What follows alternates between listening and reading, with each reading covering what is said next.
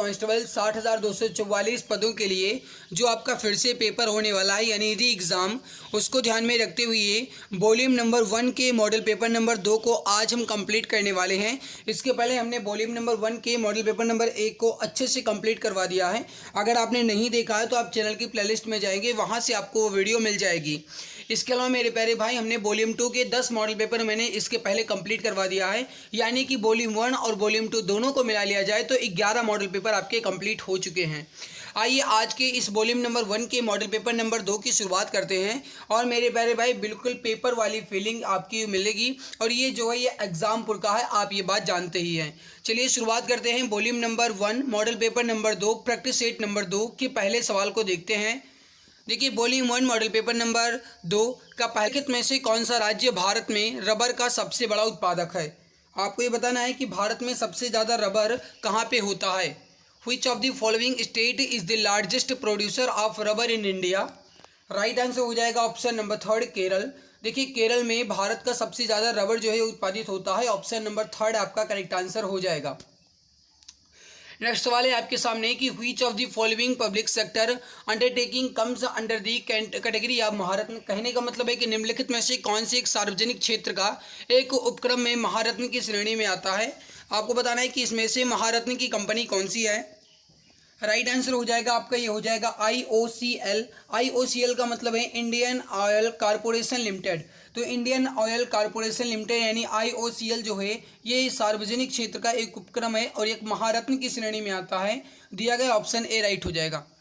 अगला है आपके सामने क्वेश्चन नंबर 3। अंतर्राष्ट्रीय महिला दिवस हर साल किस तारीख को मनाया जाता है? देखिए, अंतर्राष्ट्रीय महिला दिवस इंटरनेशनल वुमेन डे जो है ये हर साल 8 मार्च को मनाया जाता है। राइट उत्तर हो जाएगा 8 मार्च को। 8 मार्च 2024 के अंतर्राष्ट्रीय महिला दिवस की जो थीम रही ये रही महिलाओं में निवेश करें, प्रगति में तेजी लाएं। अंतर्राष्ट्रीय महिला दिवस 2024 की थीम महिलाओं में निवेश करें, प्रगति में तेजी लाएं, ध्यान रखिएगा। अगला सवाल है आपके सामने कि उत्तर प्रदेश विधानसभा के पूर्व विधायकों की पेंशन 10,000 रुपये से बढ़ाकर कितने रुपए कर दी गई? देखो, सैलरी की बात की जाए गाइस तो उत्तर प्रदेश के विधानसभा के पूर्व विधायक जो हैं या फिर कहा जाए वर्तमान विधायक हैं, इन्हें 35,000 रुपये तक की सैलरी मिलती है। और अगर कहा जाए इनका पेंशन जो है यह 10,000 रुपये से बढ़ाकर कितनी कर दी गई? राइट हो जाएगा यहाँ पर आपका 25,000 रुपये। करेक्ट आंसर हो जाएगा ऑप्शन नंबर 3 25,000 रुपये पेंशन कर दी गई। अगला सवाल है आपके सामने क्वेश्चन नंबर 5 है। किसी तस्वीर के अंदर जानकारी छिपाने के लिए किस तकनीकी का उपयोग किया जाता है? किसी तस्वीर के अंदर जानकारी छिपाने के लिए किस तकनीकी का उपयोग किया जाता है? सही उत्तर हो जाएगा क्वेश्चन नंबर 5 का, ये हो जाएगा आपका steganography. Option number 3 correct answer हो जाएगा स्टेगनोग्राफी। अगला सवाल है आपके सामने कि सुप्रसिद्ध काव्य मेघदूत इनमें से किसकी कीर्ति है? आपको बताना है कि the famous poem Meghdoot is the work of which of the following. Right answer हो जाएगा क्वेश्चन नंबर 3 का, ये हो जाएगा महाकवि कालिदास की। ऑप्शन नंबर 3 करेक्ट आंसर हो जाएगा कालिदास। सही आंसर हो जाएगा महाकवि जो है कालिदास, इन्होंने मेघदूत की रचना की जो है कीर्ति इनके ऊपर है, यानी ऑप्शन नंबर 3 करेक्ट आंसर आपका हो जाएगा। अगला सवाल है आपके सामने कजाकिस्तान की राजधानी कौन सी है? Which of the capital of Kazakhstan. सही आंसर हो जाएगा क्वेश्चन नंबर 7 का, ये हो जाएगा आपका ऑप्शन नंबर 3 नूर सुल्तान। देखिए, नूर सुल्तान जो है कजाकिस्तान की राजधानी, ऑप्शन नंबर 3 करेक्ट आंसर आपका हो जाएगा। अगला सवाल क्वेश्चन नंबर 8 है कि निम्नलिखित में से कौन सी खरीफ की फसल नहीं है? देखिए, इसमें से कौन सी खरीफ की फसल नहीं है ये आपको बताना है। सवाल को ध्यान में रखते हुए और जी तोड़ मेहनत करना पड़ेगा भाई। देखो, बाजरा, ज्वार और धान ये आपकी खरीफ की फसल है। दिया गया व्हीट यानी गेहूं जो है आपका ये खरीफ नहीं बल्कि रबी की फसल है। तो जो गेहूं है ये रबी की फसल है, खरीफ की नहीं है। ऑप्शन नंबर 4 आपका करेक्ट आंसर यहाँ पे हो जाएगा। अगला सवाल है कि निम्नलिखित में से कौन सा जिला उत्तर प्रदेश के बुंदेलखंड क्षेत्र से संबंधित है? सवाल ये कह रहा है कि इसमें से कौन सा जिला जो है ये उत्तर प्रदेश के बुंदेलखंड क्षेत्र से संबंधित है। देखिए, बुंदेलखंड जो है ये उत्तर प्रदेश और मध्य प्रदेश की सीमा में है। बुंदेलखंड के अंदर कहा जाए तो 7 जो है ये जिले आते हैं, जिसमें से आपका एक महोबा भी है। ऑप्शन नंबर 3 करेक्ट आंसर हो जाएगा महोबा। उत्तर प्रदेश के महोबा भी आपके इसी में आते हैं। महोबा को मेरे प्यारे भाई ढोलक के लिए GI टैग भी मिल चुका है। इस बात को भी आप महोबा नहीं अमरोहा को मिला है, माफ़ करना, अमरोहा को मिला है, ठीक है। अगला है आपके सामने कि ध्रुपद गायकी के लिए प्रसिद्ध घराना कौन सा है? ध्रुपद गायकी के लिए प्रसिद्ध घराना कौन सा है? Question number 10। राइट आंसर हो जाएगा आपका, ये हो जाएगा ग्वालियर घराना। Option number second correct answer हो जाएगा। ग्वालियर घराना जो है यह ध्रुपद गायकी के लिए सबसे प्रसिद्ध माना जाता है। Option number second correct answer आपका हो जाएगा। अगला सवाल है आपके सामने कि संगाई त्योहार भारत के इनमें से किस राज्य में मनाया जाता है। क्वेश्चन नंबर 11, संगाई त्योहार भारत के इनमें से किस राज्य में मनाया जाता है। राइट आंसर हो जाएगा आपका, ये हो जाएगा मणिपुर में। Option number first correct answer हो जाएगा, मणिपुर में संगाई त्योहार मनाया जाता है। ऑप्शन नंबर 1 करेक्ट आंसर आपका हो जाएगा। अगला सवाल है कि उत्तर प्रदेश राज्य का राज्य पक्षी कौन सा है। सवाल इंपॉर्टेंट है, जल्दी जल्दी बताइए राइट आंसर यहाँ पे क्या हो जाएगा। देखिए गाइज, आप एक बात अच्छे से जानते हो कि हमारे टारगेट है कम समय में अधिक क्वेश्चंस को कंप्लीट करवाना। इस वजह से गाइज मैं थोड़ा जल्दी खींच के चल रहा हूं और मैं ये बात अच्छे से जानता हूं कि आपका ये मॉडल पेपर है, यानी आप ये रिवीजन कर रहे हैं, तो आपको ज़्यादा टाइम बर्बाद नहीं करना है, क्योंकि टाइम बहुत ही कीमती है आपके लिए। पेपर बहुत जल्दी है, इस वजह से मेरे भाई जी तोड़ मेहनत करना पड़ेगा और समय को बचा के रखना होगा। इस वजह से मैं जितनी जल्दी हो सके उतनी जल्दी क्लास आपकी कंप्लीट करवा रहा हूँ, क्योंकि गाइज मैं क्वेश्चन का आंसर बताता हूँ। वैसे 2-4 क्वेश्चन जो है इसका एक्सप्लेन कर देता हूँ हालांकि, लेकिन फिर भी आप ज़्यादा से ज़्यादा कोशिश कीजिए, जितनी जल्दी हो उतने जल्दी क्वेश्चंस का आंसर दीजिए, ताकि हम कम समय में पूरे क्वेश्चंस को कंप्लीट कर सके। उत्तर प्रदेश का एक राज्य पक्षी जो है वो है आपका यहाँ पे सारस। सारस को आप क्रॉन्च भी कह सकते हैं, तो सारस अथवा क्रॉन्च ये जो है आपका, ये उत्तर प्रदेश का एक राज्य पक्षी है। फोर्थ ऑप्शन राइट हो जाएगा। अगला सवाल है आपके सामने, क्वेश्चन नंबर 13 है, सर विलियम जोन्स ने एशियाटिक सोसाइटी ऑफ बंगाल की स्थापना किस वर्ष की थी। आपको बताना है कि एशियाटिक सोसाइटी ऑफ बंगाल की स्थापना जो है किस वर्ष की गई थी सर विलियम जोन्स द्वारा। राइट हो जाएगा सन 1784 में। ऑप्शन नंबर 3 करेक्ट आंसर हो जाएगा 1784 में। एशियाटिक सोसाइटी या बंगाल की स्थापना जो है विलियम जोन्स ने 1784 में किया था। ऑप्शन नंबर 3 करेक्ट आंसर आपका यहाँ पे हो जाएगा। अगला सवाल है आपके सामने कि भारत का पहला राज्य कौन सा है जिसने पूरे राज्य के सभी घरों के लिए छत पर वर्षा जल संचयन संरचना को अनिवार्य किया। क्वेश्चन नंबर 14 राइट आंसर क्या हो जाएगा। राइट आंसर हो जाएगा क्वेश्चन नंबर 14 का, ये हो जाएगा आपका option number 3 Tamil Nadu. Option number 3 correct answer हो जाएगा तमिलनाडु। देखिए, भारत का पहला राज्य कौन सा है जिसने पूरे राज्य के सभी घरों के लिए छत पर वर्षा जल संचयन का अनिवार्य किया, ये हो जाएगा Tamil Nadu. Option number 3 correct answer आपका हो जाएगा। अगला सवाल है आपके सामने कि पौधों को प्रकाश संश्लेषण के लिए निम्नलिखित में से किस गैस की आवश्यकता होती है। पौधों को प्रकाश संश्लेषण के लिए निम्नलिखित में से किस गैस की आवश्यकता होती है। सही उत्तर हो जाएगा, ये हो जाएगा आपका कार्बन डाइऑक्साइड CO2 को। ऑप्शन नंबर 3 करेक्ट आंसर हो जाएगा CO2, यानी कार्बन डाइऑक्साइड की आवश्यकता होती है। ऑप्शन नंबर 3 करेक्ट आंसर आपका हो जाएगा। अगला सवाल है आपके सामने कि सुभाष चंद्र बोस को पहली बार किस वर्ष भारतीय राष्ट्रीय कांग्रेस का अध्यक्ष चुना गया था। सुभाष चंद्र बोस को किस वर्ष पहली बार भारतीय राष्ट्रीय कांग्रेस का अध्यक्ष चुना गया था। क्वेश्चन नंबर 16 राइट आंसर हो जाएगा 1938 में, यानी 1938 में। ऑप्शन नंबर 1 करेक्ट आंसर हो जाएगा 1938 में। सुभाष चंद्र बोस को पहली बार भारतीय राष्ट्रीय कांग्रेस का अध्यक्ष चुना गया था 1938 में। अगला सवाल है आपके सामने, क्वेश्चन नंबर 17 है कि भारत में हाल ही में उत्तर प्रदेश में होने वाले नगर निकाय में पिछड़े वर्ग को कितने फीसदी का आरक्षण दिया गया है। मेरे प्यारे भाई, जो यहाँ पे ओबीसी यानी पिछड़े वर्ग हैं, उन्हें उत्तर प्रदेश में कितने फीसदी का आरक्षण दिया गया। राइट आंसर हो जाएगा क्वेश्चन नंबर 17 का, ये हो जाएगा आपका 27%। ऑप्शन नंबर 3 करेक्ट आंसर हो जाएगा। नेक्स्ट है आपके सामने कि वन रिपोर्ट 2021 के अनुसार उत्तर प्रदेश का कौन सा जिला है जिसमें सबसे ज़्यादा वन क्षेत्र पाया जाता है। आपको बताना है कि वन रिपोर्ट 2021 के अनुसार उत्तर प्रदेश का कौन सा जिला है जहां सबसे ज़्यादा वन पाया जाता है। राइट आंसर हो जाएगा क्वेश्चन नंबर 18 का, ये हो जाएगा सोनभद्र में। ऑप्शन नंबर 3 करेक्ट आंसर हो जाएगा सोनभद्र में। ऑप्शन 3 करेक्ट आंसर आपका हो जाएगा। आगे बढ़ते हैं, अगला सवाल है आपके सामने कि पूना समझौता पर किसने हस्ताक्षर किए थे। देखिए, पूना समझौता अगर कहा जाए तो ये कब हुआ था मेरे भाई, ध्यान रखिएगा। पूना समझौता जो है 24 सितंबर 1932 यानी 1932 में सेंट्रल जेल में हुआ था। तो 24 सितंबर 1932 को सेंट्रल जेल में भीमराव अंबेडकर और महात्मा गांधी के बीच हस्ताक्षर हुए थे। राइट हो जाएगा आपका, ये हो जाएगा MK Gandhi and BR Ambedkar. Right answer, correct answer, perfect answer आपका option number B correct answer हो जाएगा। अगला सवाल है आपके सामने कि निम्नलिखित में से किसकी माप के लिए स्पिग्नोमैनोमीटर का उपयोग किया जाता है। Sphygmomanometer is used to measure which of the following. सही आंसर हो जाएगा क्वेश्चन नंबर 20 का, ये हो जाएगा रक्तचाप यानी ब्लड प्रेशर या फिर BP को मापने के लिए हम स्पिग्नोमैनोमीटर का उपयोग करते हैं। राइट आंसर हो जाएगा आपका, ये हो जाएगा ऑप्शन नंबर 4 ब्लड प्रेशर। अगला है कि the monk who ट्रांसफॉर्मेड Uttar Pradesh पुस्तक के लेखक कौन है। देखिए, ये पुस्तक जो है ये मुख्यमंत्री योगी आदित्यनाथ के ऊपर लिखी गई है। The monk who ट्रांसफॉर्मेड Uttar Pradesh जो है ये लिखा गया है शांतनु गुप्ता के द्वारा, और इसके अलावा ये योगी आदित्यनाथ नामक पुस्तक जो है ये भी शांतनु गुप्ता ही ने ही लिखा है। तो यहाँ पे राइट आंसर जो हो जाएगा आपका, ये हो जाएगा Shantanu Gupta. A answer correct answer, perfect answer हो जाएगा। अगला सवाल है आपके सामने कि साहित्य में भारत देश के एकमात्र नोबेल पुरस्कार विजेता कौन है। साहित्य में भारत देश के एकमात्र नोबेल पुरस्कार विजेता कौन है। क्वेश्चन नंबर 22 राइट आंसर हो जाएगा आपका ये हो जाएगा Rabindranath Tagore. Option number A correct answer हो जाएगा। रविन्द्रनाथ टैगोर को सबसे पहले साहित्य में नोबेल पुरस्कार से नवाजा गया। राइट आंसर हो जाएगा आपका ये हो जाएगा ऑप्शन नंबर एक रविन्द्रनाथ टैगोर। अगला सवाल है आपके सामने कि स्वतंत्र भारत में उत्तर प्रदेश के प्रथम विधानसभा अध्यक्ष कौन थे? Who was the first speaker of legislative assembly of Uttar Pradesh in independent India? Right answer हो जाएगा क्वेश्चन नंबर 23 का स्वतंत्र भारत में उत्तर प्रदेश राज्य के जो पहले विधानसभा अध्यक्ष बने ये बने थे पुरुषोत्तम दास टंडन। राइट आंसर हो जाएगा आपका ये हो जाएगा ऑप्शन नंबर एक पुरुषोत्तम दास टंडन आपका correct answer, perfect answer, right answer हो जाएगा। अगला सवाल आपके सामने है कि निम्नलिखित में से कौन सा कर जीएसटी द्वारा समाप्त कर दिया गया? जीएसटी जो है सबसे पहले विश्व में कहाँ पे लगा था? ये गाइस कल के वीडियो में मैंने आपको बताया है, फ्रांस में। सबसे पहले जीएसटी जो है फ्रांस में लगा था। और मेरे भाई एक बात अच्छे से जानते हो कि जीएसटी जो है ये पूरे भारत में लगी और इसके अलावा जीएसटी जो है ये पूरे भारत से समाप्त भी कर दी गई। और उसमें से एक है आपका यहाँ पे वो है, एक मिनट, यहाँ पे जो आपका राइट आंसर हो जाएगा वो हो जाएगा सेवा कर, सर्विस टैक्स। सेवा कर या फिर सर्विस टैक्स जो है आपका ये एक अप्रत्यक्ष कर है यानी इनडायरेक्ट कर है। तो ये जो है आपका ये जीएसटी द्वारा समाप्त कर दिया गया है पूरे भारत से। राइट हो जाएगा आपका सेवा कर या सर्विस टैक्स।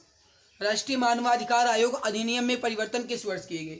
देखिए राष्ट्रीय मानवाधिकार आयोग जो है इसकी स्थापना 12 अक्टूबर 1993 यानी 12 अक्टूबर 1993 को राष्ट्रीय मानवाधिकार आयोग की स्थापना या फिर इसका गठन किया गया। और राष्ट्रीय मानवाधिकार आयोग जो है इसके अधिनियम में परिवर्तन किस वर्ष किए गए? 2006 में। राइट आंसर हो जाएगा थर्ड ऑप्शन 2006 में राष्ट्रीय मानवाधिकार आयोग के अधिनियम में परिवर्तन किया गया। ऑप्शन थर्ड करेक्ट आंसर आपका हो जाएगा। अगला सवाल है आपके सामने कि प्रथम शिखर सम्मेलन कहाँ आयोजित किया गया था? प्रथम शिखर सम्मेलन कहाँ आयोजित किया गया था? 26 नंबर सवाल।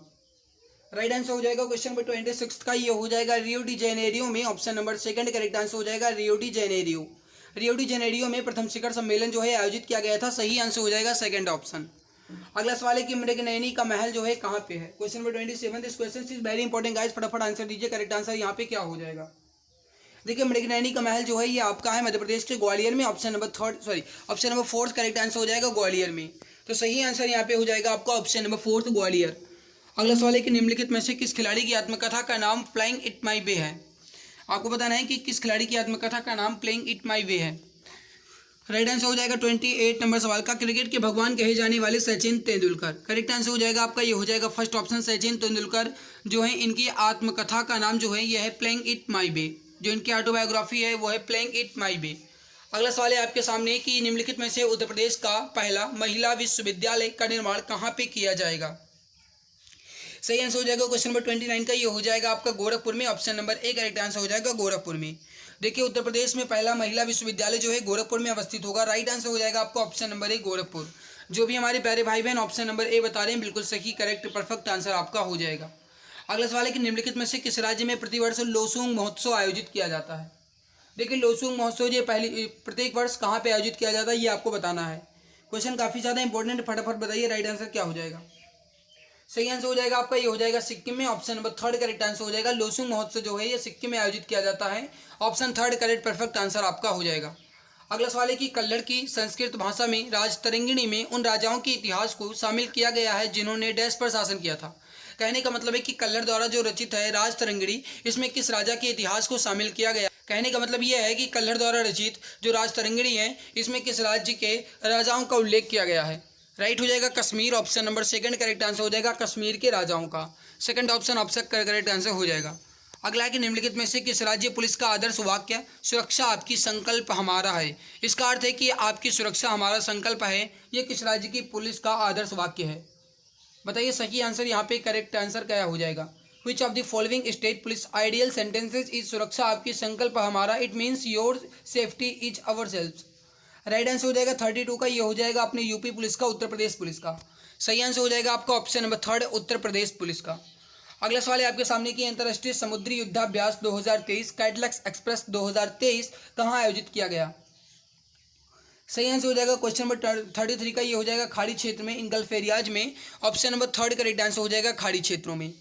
अगला सवाल है कि पत्थर की बनी नृत्य करती हुई पुरुष की मूर्ति नटराज किस स्थान पर पाई गई थी? इसका आंसर आप बताएंगे। पत्थर की बनी हुई नृत्य करती हुई पुरुष की मूर्ति नटराज किस स्थान पर पाई गई थी? 34 नंबर सवाल। क्वेश्चन काफ़ी ज़्यादा इंपॉर्टेंट है, बताइए सही आंसर यहाँ पे क्या हो जाएगा।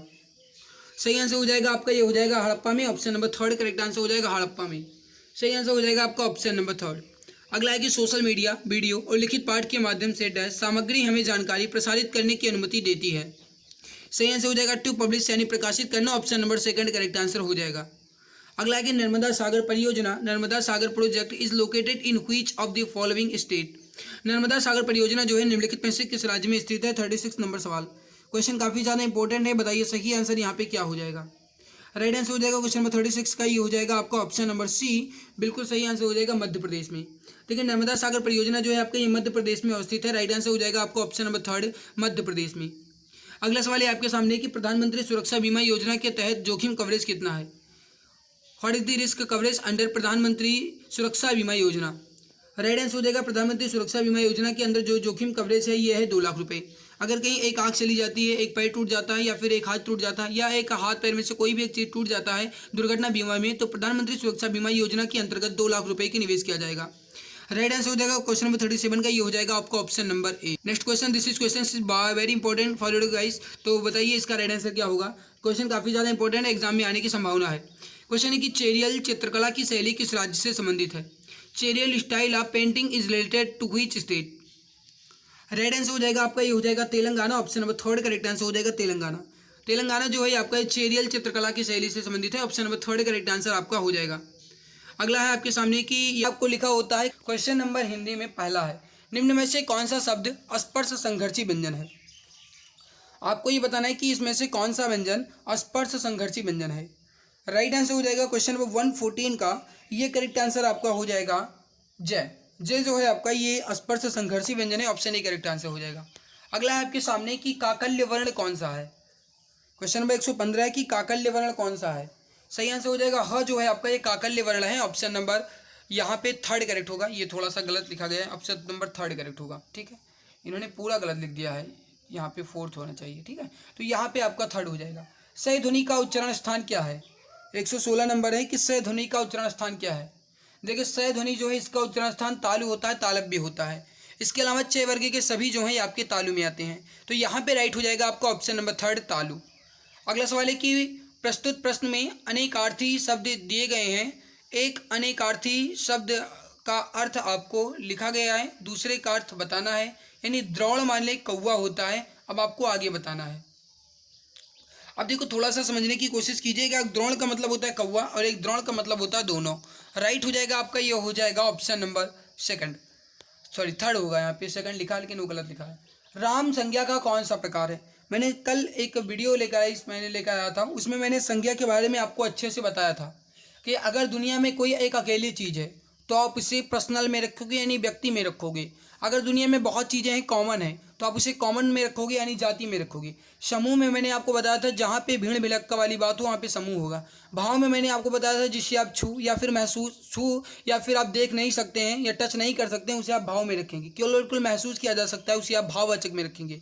हमसे पूछा गया राम, राम दुनिया में एक अकेले ही हैं तो राम जो है एक व्यक्तिवाचक संज्ञा हो जाएंगे। राइट हो जाएगा आपका सेकंड ऑप्शन। बट अगर ये कह दिया जाता कि भगवान, तो भगवान बहुत सारे भगवान हैं तो यहाँ पे आपका जातिवाचक हो जाता। ठीक है, अगला है कि जो बहुत मंद गति से कार्य करता हो उसके लिए एक शब्द क्या होगा। जो बहुत मंद गति से कार्य करता हो उसके लिए एक शब्द क्या होगा। राइट हो जाएगा, उसे हम मंथर कहेंगे, ऑप्शन नंबर फोर्थ राइट होगा।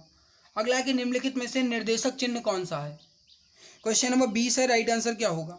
सही आंसर हो जाएगा आपका ये हो जाएगा ऑप्शन नंबर ए जो है ये निर्देशक चिन्ह है। निर्देशक चिन्ह जो है इसे आप योजक चिन्ह के रूप में भी कहते हैं। योजक चिन्ह हालांकि अलग होता है, योजक जो है छोटा होता है जबकि निर्देशक बड़ा होता है।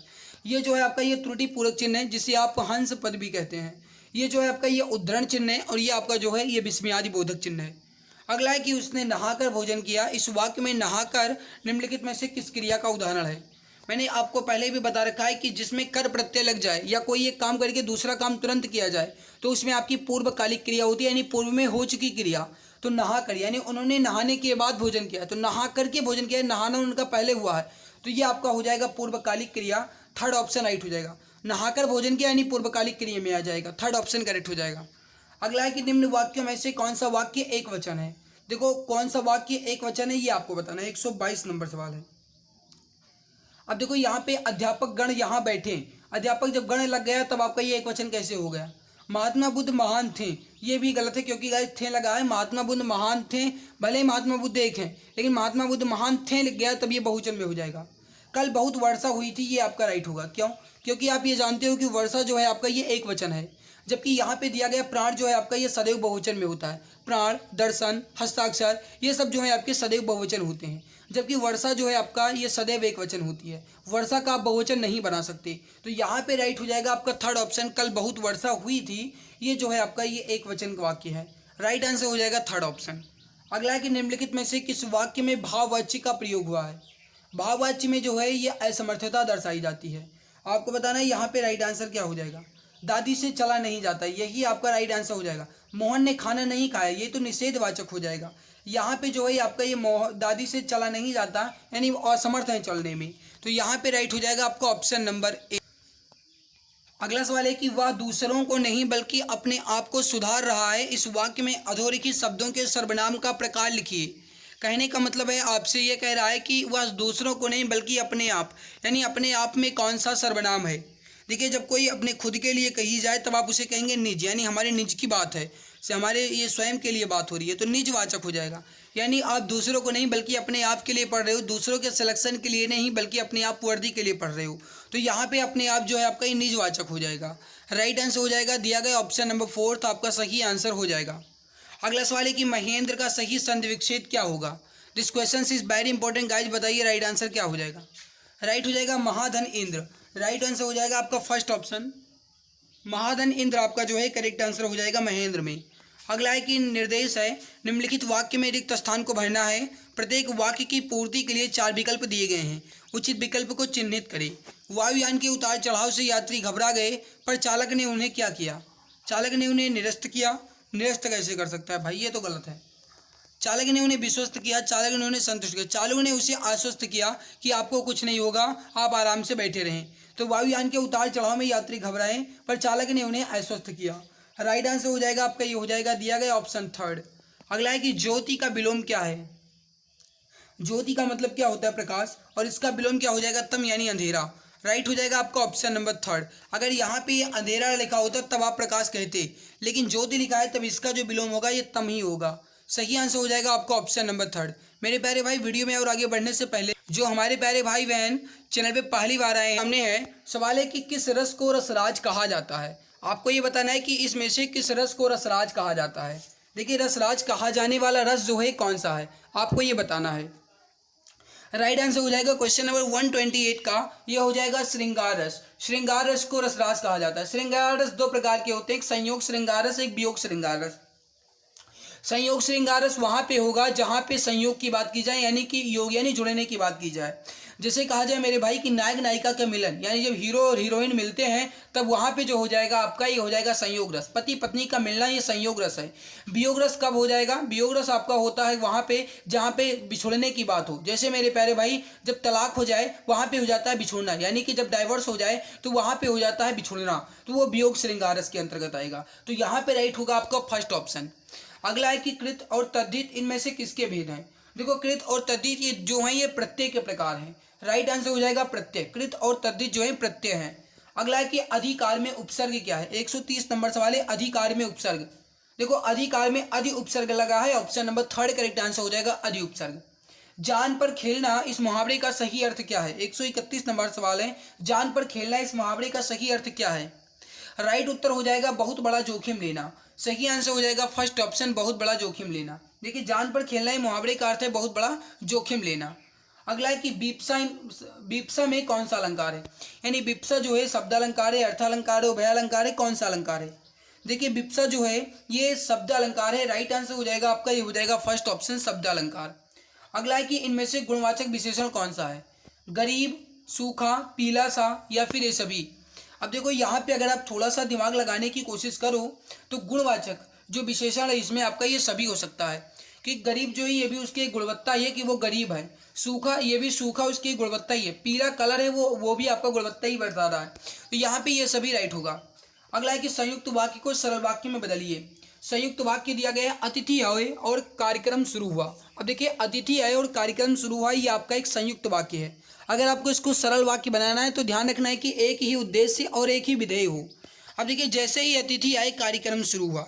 अगर आप यहाँ पर देखो तो ये जैसे ही अतिथि आए कार्यक्रम शुरू हुआ, ये अतिथि आने के ऊपर निर्भर करता है, तो ये आश्रित वाक्य हो जाएगा यानी मिश्रित हो जाएगा, ये गलत है। अगला देखिए, अतिथि के आते ही कार्यक्रम शुरू हुआ, ये बिल्कुल सही है मेरे भाई। अतिथि के आते ही कार्यक्रम शुरू हुआ, ये बिल्कुल सही लिखा गया है, तो राइट हो जाएगा आपका सेकंड ऑप्शन। आगे बढ़ते हैं, अगला सवाल देखते हैं। 135 नंबर सवाल है कि इनमें से कौन सा शब्द तनय का पर्यायवाची है। देखो, तनय मतलब क्या होता है, तनय मतलब हो जाता है पुत्र, लेकिन अगर यहाँ पे तनय के स्थान पर या प्रत्यय लग जाता है यानी कि तनया हो जाता है, तब आप कहते हैं पुत्री।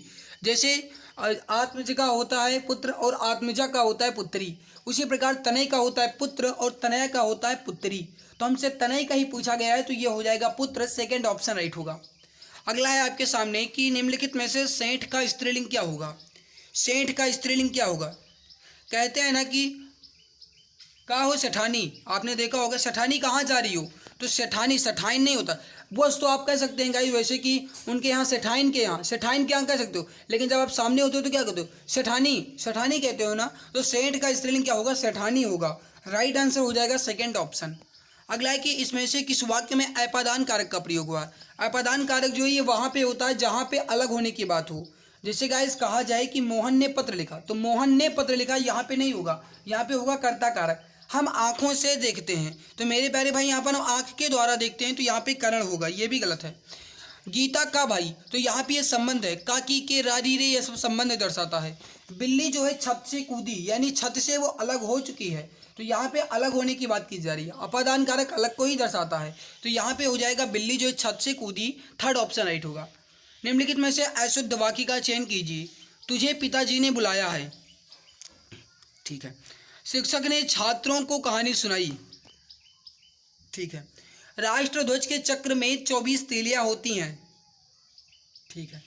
उसने दिन रात परिश्रम किया तथापि वह कक्षा में प्रथम आ जाए, गलत है, यही बिल्कुल गलत है, क्योंकि ऐसा अगर कहा जाता कि यद्यपि उसने परिश्रम किया तथापि वो परिश्रम आए, तब सही हो सकता था। तथापि के आगे यद्यपि लगना जरूरी होता है, तो यहाँ पे फोर्थ ऑप्शन जो है ये अशुद्ध है। राइट आंसर हो जाएगा आपका ऑप्शन नंबर फोर्थ। अगला है कि इसमें से कौन सा शब्द अशुद्ध है। यहाँ पे भी आपको बताना है कि अशुद्ध कौन सा है, यानी कि वर्तनी जो है अशुद्ध किसकी दी गई है। 139 नंबर सवाल है, सही उत्तर हो जाएगा आपका। यहाँ पे थोड़ा सा समझने की कोशिश कीजिएगा। ज्योत्सना ये भी सही है, संतुष्ट भी सही है, सुपर्णखा भी सही है, लेकिन पृष्ठभूमि गलत लिखा गया है। पृष्ठ नहीं होता है, पृष्ठभूमि होता है, तो ठा होना चाहिए था, टा नहीं होना चाहिए था। राइट हो जाएगा आपका ऑप्शन नंबर फोर्थ, पृष्ठ नहीं बल्कि पृष्ठभूमि होना चाहिए था, फोर्थ गलत है। अगला है कि दिए गए शब्द युग में के सही अर्थभेद का चयन कीजिए। अद्य और आदि का सही अर्थभेद क्या है। अद्य का मतलब होता है, ये होता है आज, और आदि का मतलब होता है पहला। राइट हो जाएगा थर्ड ऑप्शन, अद्य का मतलब आज और आदि का मतलब होता है पहला। अगला है कि खान पान में कौन सा समास है। क्वेश्चन काफ़ी ज़्यादा इंपॉर्टेंट है, खान पान में कौन सा समास है। सही आंसर हो जाएगा आपका यहाँ पे, ये हो जाएगा क्वेश्चन नंबर 141 का द्वंद्व समास है, क्योंकि खान और पान यहाँ पे द्वंद्व समास होगा, समास बिगड़े खान और पान होगा। दिए गए गद्यांश को भली बात पढ़ें और इसमें से प्रश्न का उत्तर दें। पहले देख लीजिए गद्यांश कितना बड़ा है। हालांकि गद्यांश तो बहुत बड़ा दिया गया है, लेकिन फिर भी मैं पढ़ देता हूँ, क्योंकि अगर मैं गद्यांश नहीं पढ़ूंगा तो बहुत मित्र कहेंगे कि गद्यांश क्यों नहीं पढ़ते हो। चलिए बढ़ते हैं जल्दी से। क्या हम बिना क्रोध किए शांत रह सकते हैं। बात तो क्रोध करने की हो, पर अपने को शांत रखना ही योग्य है। इस महायोग की प्रवृत्ति हम स्वयं पैदा कर सकते हैं। महत्वपूर्ण है कि हम एकांत में बैठें, आस्था रखें कि हाँ मुझे शांत रहना है, मुझे किसी भी परिस्थिति में उत्तेजित नहीं होना है और मैं ऐसा कर सकता हूँ। अतः एकाग्रचित होकर दृढ़ संकल्प शक्ति द्वारा हम शांत रहने की प्रवृत्ति को अपनाकर क्रोध पर काबू पा सकते हैं। शांत रहने का मार्ग अपनाने पर हमारी दुनिया बदल जाएगी और जीवन अधिक आनंदमय लगेगा। हमारे चेहरे पर नई चमक, कार्य में नई उत्साह और हृदय में निर्मलता एवं शीतलता का स्वयं अनुभव होने लगेगा। बिना श्रम के, बिना किसी खर्च के और किसी उपचार के बिना ही पाचन क्रिया स्वतः ठीक होने लगेगी। छोटे मोटे रोग दूर भाग जाएंगे। खींचना, गुस्सा करना, चीखना, चिल्लाना और बड़बड़ाते रहना हमारे मन के गुबार को ही परिलक्षित करते हैं। इनसे हमारी पहचान पर धब्बा भी लग जाता है और हमारे ओजस्वी चेहरे पर चिंता की रेखाएं उभर आती हैं। अगर हम कुछ समय निकालकर पूर्ण समर्पण के साथ शांत रहने की आदत डालें तो निश्चित ही सफलता हमारे कदम चूमेगी। शांत रहने की प्रक्रिया में यदि हम रात्रि को शयन कक्ष में जाने से पहले या फिर जाने से पूर्व अपनी व्यक्तिगत दैनंदिनी यानी डायरी में दिन भर की वही घटनाएं लिखते हैं जहाँ पे हम शांत नहीं रह सके, कुछ दिन बाद वही दैनंदिनी पढ़ने पर आप अपनी तब की कमजोरी पर स्वयं हंसेंगे, कितनी छोटी बात पर हम क्रोध करने लगते थे। आओ हम गुस्सा हुआ उत्तेजना को फेंक कर दें और शांत रहना शुरू करें। अब देखिए इसी पे आपका बेस दिया गया है, अन्य से अनन्य आत्मकथा किसकी है। हमें लगता है मेरे भाई कि यहाँ पे 147 से 150 तक है। अच्छा ठीक है, तो हम 142 पहले देख लेते हैं, हमें लगा कि 142 ही होगा। तो पहले बताओ अन्य से अनन्या किसकी आत्मकथा है। राइट हो जाएगा आपका, ये हो जाएगा प्रभा खेतान की। अगला देखिए तुलसीदास के रचनाकार कौन है।